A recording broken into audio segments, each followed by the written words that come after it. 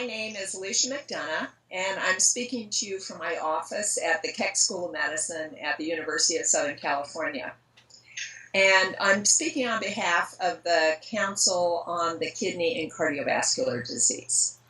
This year, I'll be delivering the Seldin Lecture, and I'm very honored to do this. This was established by the Kidney Council to actually increase the awareness of the people who come to the hypertension meetings on the rising epidemic, and it really is a true epidemic of cardiovascular disease and mortality in patients that have chronic kidney disease. Here at the University of Southern California, I've been here since 1981. I have a very traditional academic position where I teach the medical students, teach graduate students, and have a research lab. And my research lab is focused on how the kidneys maintain homeostasis of blood pressure and potassium, and also sodium, and how these are disrupted in disease states. And I'd like to just take a little bit, because I'm a physiology teacher, to let you know that ultimately our kidneys regulate our blood pressure and also our potassium homeostasis by deciding, after the blood's filtered into the kidney, what's retained back to the blood and what's actually excreted. And if the kidney is injured a little bit or has a genetic mutation, then there's a little bit of a shift in this decision of what's recovered versus what's excreted, and this can lead to profound disease states. So it turns out that hypertension worldwide is really an enormous problem. The World Health Organization in 2013 published a study that stated and listed hypertension now as a #1 risk factor for global disease burden. Used to be communicable diseases, but now chronic disease worldwide. So I'd like to also say a little bit about Donald Seldin. You know, his interests were also in sodium, potassium, and blood pressure regulation, and trying to understand how the kidney worked. He started with really army barracks in Dallas and built this remarkable world-class department, and recruited his initial students and scientists from his lab, just from the medical students. He'd go to the students and get them to start working in his lab. You know, some turned into Nobel Prize winners, leaders of the American Society of Nephrology. Really a remarkable career. And I think many people at that age, at that time of history of renal physiology, were trying to figure out, how does this kidney work together? And as a student, I studied those papers, and I was interested in studying the actual transporters, the molecules that we're studying that were transporting the sodium and potassium either back into the blood or into the urine. And over the years, I tackled functions of these transporters in one specific region of the kidney or another specific region. And that's what Seldin and the other classic physiologists were doing as well.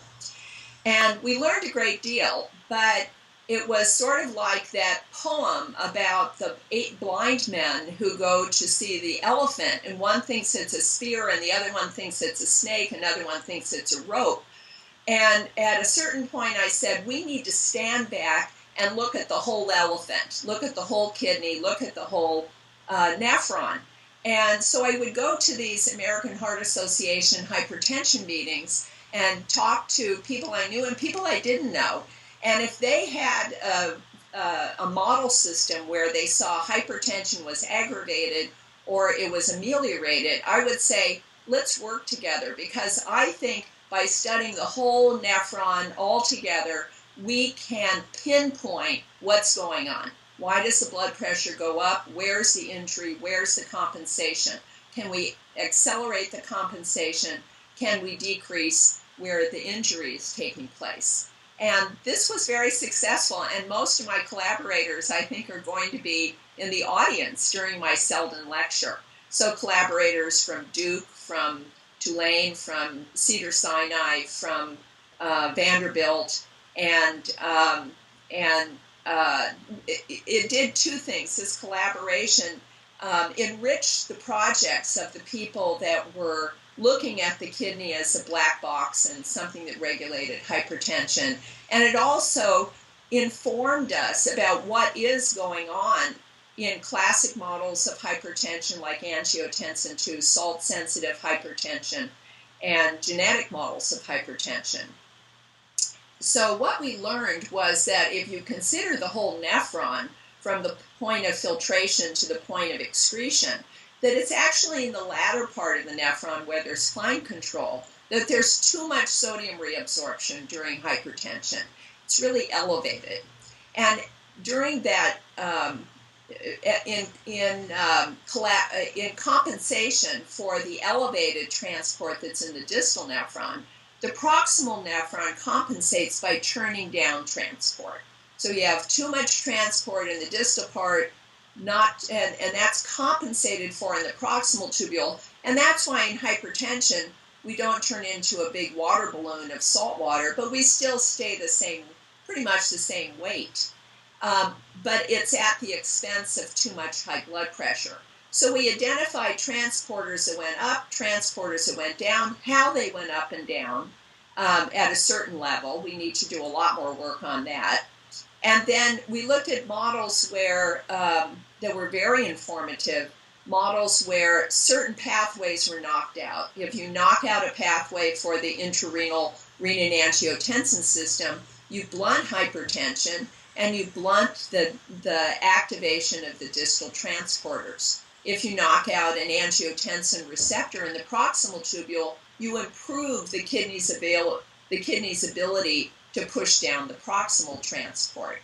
And if you knock out cytokines that are produced by the immune cells, you can also improve pressure natriuresis and in some cases decrease the transporters in the distal nephron.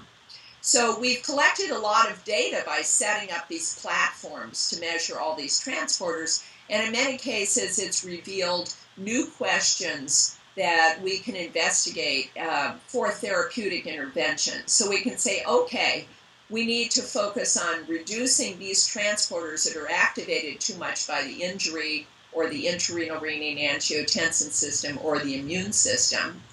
And one of the ways to actually reduce those transporters is actually by a high potassium diet, that these will reduce these transporters. And actually something came out of the cardiology meetings in Spain a couple of weeks ago, which said that a study of 500,000 people in China revealed that the more fruit you eat, the lower your blood pressure, or you lower your cardiovascular disease, and also your blood pressure will be lower. So we're finding connections now between the potassium effects and the distal transporter activation. And then we've also learned that these immune cytokines that happen when the kidney when there's infiltration, that we're forming hypotheses that what that's doing is preventing the proximal tubule compensation. So again, I'd like to say that I'm very grateful for this really remarkable honor bestowed on me by the kidney and the cardiovascular disease component of the American Heart Association, and finally to say that one of the best parts of this was to learn more about Donald Seldin. Thank you.